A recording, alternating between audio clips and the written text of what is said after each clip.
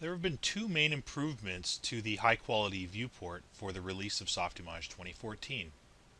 First is the upgrade of the ambient occlusion settings, and second is the ability for transparency maps, whether you're working with shaders or texture maps, to more accurately reproduce shadows in the way that they're cast. I've got a display options property page for my camera on the side here, and I've just got the enable ambient occlusion turned on, and I also have shadow transparency turned on as well. The new feature here is the shadow transparency alpha tolerance that allows you to blend in the effects of the shadow. First of all, let's take a look at the ambient occlusion settings. I'm going to increase the intensity of the occlusion. So let's bring that up a little bit. Let's bring it up a little bit more to a value of 5. Okay, there we go. So I've got this ambient occlusion effect, but you can see it's a little bit chunky around the side of the fuselage here.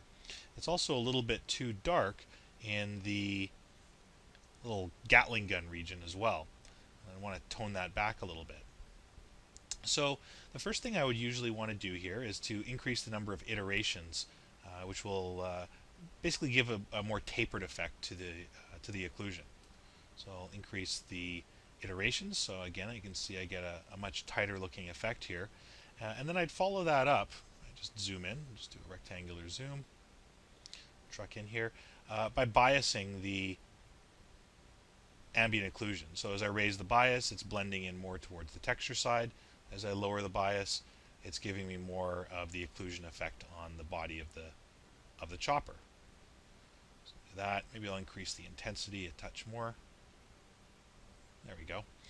So one of the other features when you're working with the ambient occlusion is dealing with the ability to blur the occlusion, which just gives you another level of polish on top of what's already quite polished.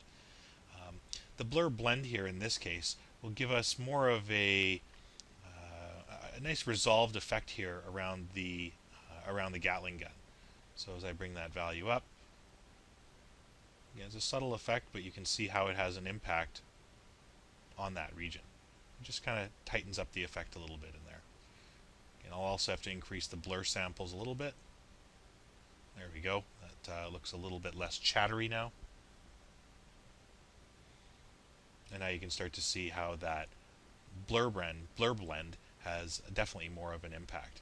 I'm just going to darken these openings a little bit more just by increasing that blur blend. Okay, so those are the ambient occlusion updates that have been made for 2014. The other area where there have been improvements made is in the transparency, and for that I'm going to take a look at the cockpit.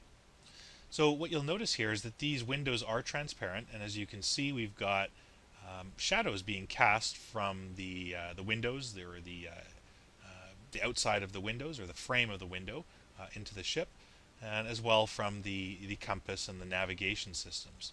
Again, all I need to do here is just look at dealing with the shadow transparency tolerance. So you can see as I raise the tolerance, darkening, we're getting a darkening of the effect, and as I drop that down, we're basically allowing for no shadows to be cast at all.